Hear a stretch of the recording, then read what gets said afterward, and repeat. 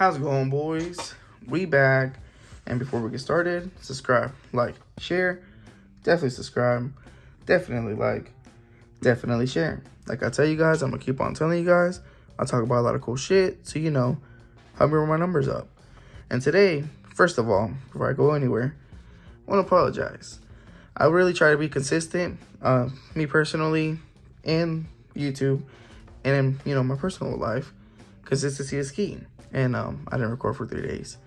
Of course, it was Thanksgiving. It was a bunch of other stuff going on. I took 3 days off from work, and then it kind of was like, So, I do apologize for that. As you guys know, I like to record and post at least every other day. Like I said, I try to be consistent. But I took 3 days off. I'm sorry. But with all that out of the way, other than me kind of, not wanting to record just because I was being lazy, there hasn't been much going on. The market is still being super bearish. The prices on everything is still low. The cost of entry right now into this hobby or into Pokemon investing is pretty low, and it's pretty available. Just to throw some prices out there, I've seen Evolving Skies kind of like settle in like at 120, 130 range.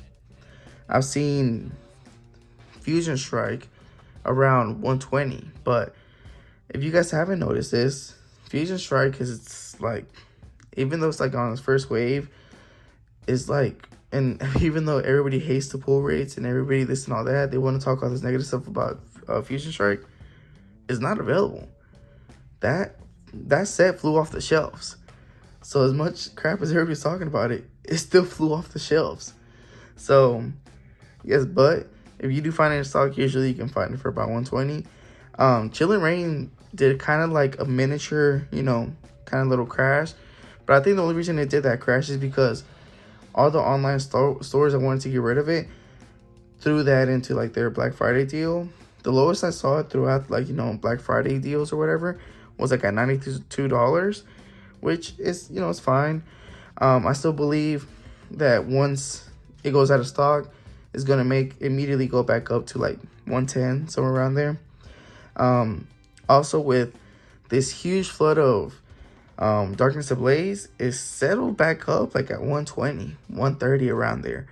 So that's good to see. It's still pretty low, to be honest, but that's kind of where it's settled right now. That is if you try to, look for it on any online shops. But that's kind of, what's been going on. Like, everything's kind of, just settling. One thing I was thinking about the past few days is that I kind of wanted to show you guys, this isn't like me flexing or anything. This is kind of me showing you guys that I'm advising you guys, not advising you guys. I'm bringing it up that, if you guys want to get into the hobby or get into investing into this hobby, you guys should definitely be buying in right now. And I kind of want to show you guys this picture to show you guys that I'm practicing what I preach. This isn't me just telling you guys, hey, go out there and buy this shit.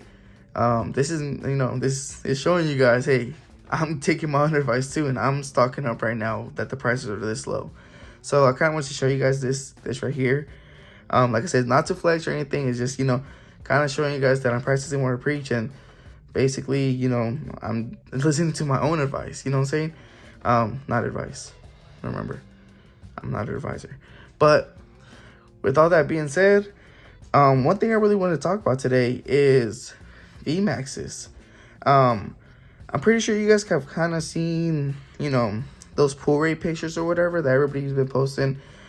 They basically open random sites, random people open up about 4,000, a crazy amount of packs, to try, figure out the pull rates of certain things.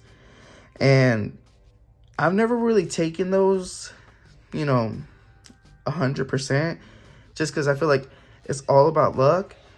And honestly, I'm never going to open up more than 1 or 2 booster boxes to ever find out. Well, all that changed in the past 2 days. So you guys know my homie Justin, he's in a different ballpark than me. This guy, he kind of, opening a booster boxes for him, it doesn't affect him as much as it affects me. For me, I got to plan out to open a booster box because that's $100-something that I don't know If I don't pull anything, I'm kind of just flushing it down the toilet. But him, he doesn't give a shit. He just opens them up. So he had 2 cases of Fusion Strike. And we kind of, we got a little itch to, pull, to open some packs and do all this other stuff. Especially, like, I haven't seen him in about 2 or 3 months. So we were kind of like, hey, dude, let's open some packs. So we got into these Fusion Strike. We really didn't want to open the Evolving Skies. We didn't want to open the Chillin' Rain. Just because the entry point, how much we got those booster boxes for was so low. They were like, no, we have to hold on to those. Especially where Chillin' Rain, Battle Styles, and then even probably Evolving Skies, even though it was only second wave and we're still missing the third. I don't know, I just think that we're not going to find them that low again. So we were like, no, let's just leave those alone. Fusion Strike's only in its first wave. So there's still going to be more chances and opportunity to get more Fusion Strike down the road. So we were like, let's open that one. So we went ahead and opened it. And plus, Vmax, Alternate Art, Espeon, Mew, and Gengar. Those are awesome chase cards. So, hell yeah, let's do it. And of course, all the other Alternate Arts are pretty awesome too. So we were like, let's get to it. So we started opening up the packs or whatever. And something kind of stood out. Out of 12 boxes, we only got 10 Vmaxes. And that's crazy because I'm used to getting at least 3 Vmaxes in a box.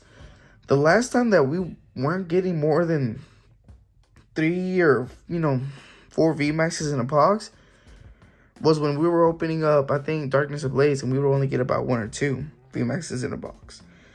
But Fusion Strike kind of went back to that same thing where you only get 1 Vmax per box. We opened 12 boxes total, 2 cases, 12 boxes total, and we only got 10 Vmaxes. That's crazy. And the thing that always trips me out is that I kind of never went off those pull rate things. But like I said, because I've never opened more than one or 2 boxes. But those are a lot more real than I've ever really considered them to be. Like I said, maybe because I've just never opened that many. Let me show you an example real quick. So I ended up finding this one off of just basically Google, but it turns out it's from TCG Player Affinity. And if you guys can see, the VMAX alternate arts are 1 in 332. The alternate art Vs are 1 in 180. Golden rares are 1 in 120. Rainbow rares are 1 in 127. Full art trainers is 1 in 64. And full art Vs are 1 in 58. All those kind of make sense, but then they kind of don't, because to my understanding, rainbow rares, gold, and alternate VMAXs are all secret rares. So in my head, gold, rainbow, and art VMAXs should be the same, rarity or, same amount of pull rates, but turns out they're not. Full art Vs, and alternate art Vs, they're kind of both labeled as full art. So that kind of throws me off too. I understand that they're alternate, so they should be a little more rare. But I don't know, that kind of throws me off. So obviously I didn't open up, 10. How much is 12 booster boxes? Well, whatever the amount is. Future probably edited that in. But out of all those packs, we only got 1 alternate art VMAX, 2 alternate art Vs, 3 gold rainbow cards, golden cards, 3 rainbows, 5 full RVs, trainers, and 5 full RVs, and those 10 VMAXs. But all these kind of make sense because they are supposed to be, crazy rare. But I'm still stuck on this. And the fact that the prices don't make sense. Let me see real quick. I found another one, and the other one's kind of, 1 in 28, you get a VMAX. And that's exactly what we're seeing. 1 in 1 box. There's probably a couple boxes here and there that we didn't see a VMAX in the whole box. But it got me to thinking, why don't VMAX cost more? In every set, they kind of settle around $4 to about $6. And that's kind of, I feel like that's an okay price. There are a couple outliers like the Rayquaza Vmax and the Umbreon Vmax, and maybe 2 more evolutions. I forgot off the top of my head. It might be Glaceon or what's it called, Leafeon. But they all kind of settle, you know, roughly around the same amount. But one thing that I kind of noticed in this one is that there's still those super bottom tier Vmaxes like Rillaboom, Gradient, Chandelure, and Cinderace and Bolthound, where they kind of settle from the $2 range to the, you know, $5 range.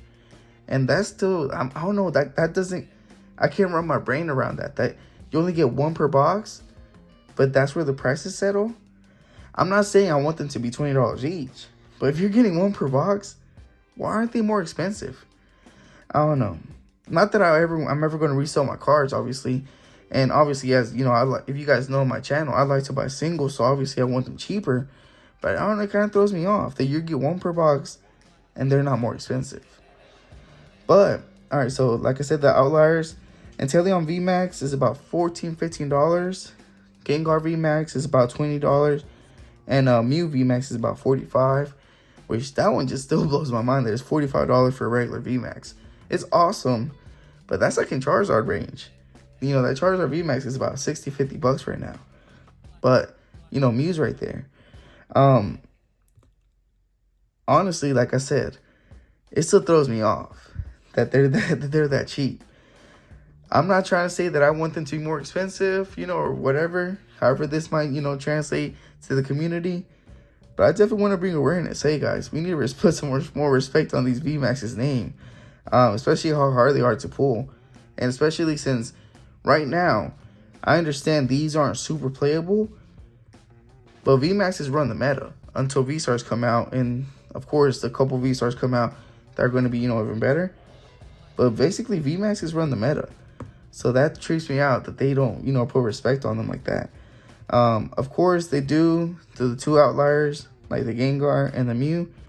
But it still trips me out because, like, they're super rare. Why aren't they more expensive? But that's just where I want to, you know, that's kind of just the awareness I wanted to bring up to this, just because, like I said, I've never opened up more than, what's it called, 1 or 2 boxes. So today that I opened up 2 cases, I was like, yo, those things are real. But I wanted to open up a Fusion Strike. Not that, you know, not that I'm not tired of it already, but I am a little bit tired of it. But we only, like I said, we didn't pull, we only pulled that alternate art Mew, so it would be really cool to pull another alternate art. Any of them, to be honest. And these are actually from a different case. So these, I guess, is what I'm trying to say is that these are going to have their own odds. Even though I still kind of believe that everything has its own odds in general. But, like I said, opening up more, you kind of see what's that word? What's that word I want to see? The uniform in them. So, I think, basically, if you're opening up 1 or 2 packs, it's 100% up to luck. If you're opening up thousands, you see the uniform in there. But let's see what we get. Hey, a holo. Toxicity. Nice. But, boys, with all that out of the way, I'm back. All right. See ya.